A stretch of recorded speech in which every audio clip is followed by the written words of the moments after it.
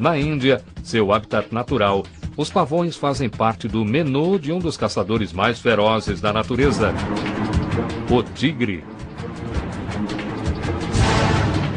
Para que um pássaro sobreviva na natureza, a última coisa que ele precisa é de algo que lhe deixe em desvantagem.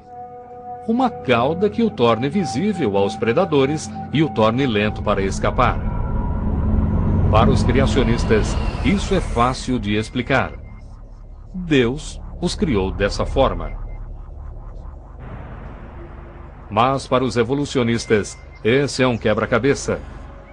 Como é que a seleção natural pode criar características que parecem dificultar e não ajudar a sobrevivência de um animal? É um problema que ameaça solapar toda a teoria de Darwin. A ecologista comportamental Marion Petrie tem analisado esse fenômeno enigmático. Darwin disse uma vez que sempre que via a cauda de um pavão, isso o deixava doente, pois ele não conseguia entender como algo claramente prejudicial à sobrevivência poderia ter evoluído. Se a sobrevivência do mais forte estivesse de fato ocorrendo, seria de se imaginar que os pavões tivessem desaparecido. Mas Darwin percebeu que a evolução não envolvia apenas a sobrevivência, mas envolvia algo mais. Sexo. Darwin propôs que o cérebro da fêmea tinha um papel crucial na evolução. Ele argumentava que as fêmeas dos pássaros preferiam machos com penas mais vivas e caudas mais vistosas.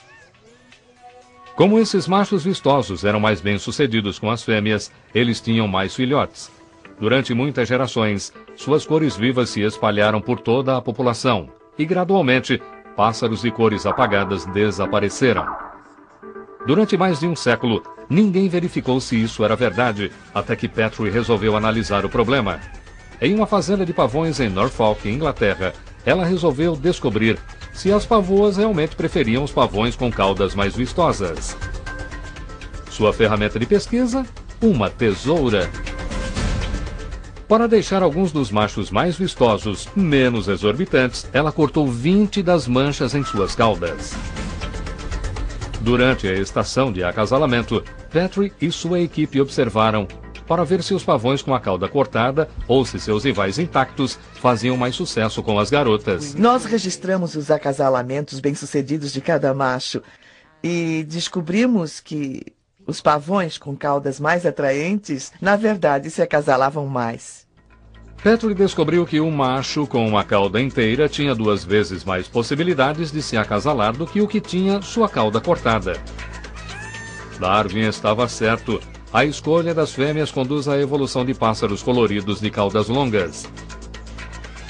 Mas o resultado leva a uma outra pergunta. Por que gerações de fêmeas escolheram machos com caudas mais coloridas e atraentes? A resposta poderia estar na qualidade de seus genes. Somente os machos com os melhores genes são fortes o bastante para levar ao crescimento de caudas mais longas e à produção de cores mais vivas. Ao acasalarem com os machos mais coloridos, as fêmeas ajudam a assegurar que seus filhotes sobrevivam e se reproduzam. A escolha das fêmeas explica por que os pássaros machos têm cores tão vivas, assim como Darwin previra. Mais uma vez, a teoria de Darwin sobrevive intacta. Mas ainda há um último mistério. Os biólogos precisam mostrar como ocorre a mudança. Como, a nível microscópico, isso poderia evoluir até um ser humano. A partir de todas as evidências que vimos até agora, parece que Darwin estava certo. A vida evoluiu. Durante milhões de anos, a natureza transformou seres vivos simples em animais e plantas que temos hoje. No século XIX, Darwin não tinha as ferramentas para explicar como. Mas hoje, finalmente, nós podemos. Nas últimas poucas décadas, houve uma revolução na biologia. Hoje, os pesquisadores têm ferramentas para descobrir o maior de todos os mistérios: como uma espécie se transforma em outra. A primeira pista surgiu em 1953 com a descoberta da estrutura do DNA. O DNA carrega as instruções genéticas para a construção da vida, ele é passado de uma geração a outra. A descoberta de sua estrutura de dupla hélice espiralada levou a códigos chamados genes. Temos cerca de 22 mil genes em nosso DNA. Eles carregam as informações que determinam a cor dos olhos, a altura e praticamente tudo que faz de nós o que somos. São genes que dizem ao embrião no que ele irá se tornar. Um grupo de genes irá produzir um peixe, um outro irá produzir um sapo. E são os genes que dizem aos cientistas como um ser vivo se transforma, durante milhões de anos, em um outro. Na Universidade da Califórnia, em Berkeley, o professor Mike Levine e o estudante de graduação Brad Davidson descobriram que a mudança de apenas um gene pode representar um grande salto no projeto de um corpo. Eles estudam assídias. Parece algo simples, mas não parece muito quando comparado à maioria dos outros animais. Mas no laboratório, ela é uma estrela. Os pesquisadores consideram a larva da assídia algo bem próximo da aparência que nossos primeiros ancestrais humanos poderiam ter tido cerca de 550 milhões de anos atrás. Se eles estiverem certos, então o coração humano evoluiu de um coração como o da assídia. Nosso coração tem 4 câmaras. Sapos ou cobras têm coração com 3 câmaras. E você verifica os peixes, e eles têm 2 câmaras. Bom, o coração da assídia tem apenas uma câmara, mas ela está sem dúvida relacionada ao nosso coração. Então, será que essa simples criatura poderá nos dizer como nosso coração evoluiu? Em um porto próximo de São Francisco, a equipe coleta assídias para uma experiência.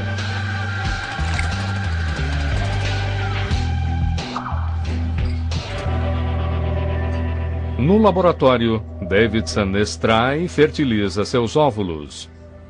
Ele então os submete a uma corrente elétrica para inserir uma hélice de DNA em um embrião em desenvolvimento. A operação é o equivalente a se mudar a atividade de um gene no DNA da assídia. Mas tem um resultado surpreendente. No microscópio a laser, Levine e Davidson observam as células que irão formar o coração de uma câmara. Uma transformação extraordinária ocorre. Se você olhar o embrião da assídia, ele tem partes sobressalentes, ele tem células extras. Em geral, aquelas células formam músculos da cauda. E o que fizemos foi converter aquelas células do músculo da cauda em células extras do coração. Em vez de uma única câmara, o coração da assídia agora tem 2. E nesse caso há um belo e longo coração formado aqui. E então há essa pequena câmara extra aqui. Então você verá essas células sanguíneas individuais fazendo esse movimento de torção, como quem S, movimentando-se primeiro através da câmara longa, e então para cima e para trás, através dessa segunda câmara. Não temos só um coração que parece ter 2 câmaras, mas aquelas 2 câmaras estão funcionando. Com a minúscula mudança genética, eles transformaram um coração simples em um mais complexo, em apenas uma geração. A alteração de genes em laboratório é uma coisa, mas para que a evolução aconteça, os próprios genes precisam mudar na natureza. Todos os animais, inclusive nós, temos uma maneira de fazer com que isso aconteça. Para transmitir as instruções para a vida de uma geração para outra, um animal precisa copiar seu DNA. E sempre que alguma coisa é copiada, podem ocorrer erros. Mas as enzimas, que são responsáveis pela constante multiplicação do DNA, não fazem isso com 100% de precisão. Há pequenos erros. É quase como se houvesse um mecanismo interno para mudança. Esses erros aleatórios são os blocos de construção de novas espécies. Quando o DNA muda, os genes mudam e os animais também mudam. Mas as pesquisas dos últimos poucos anos desvendaram um mistério.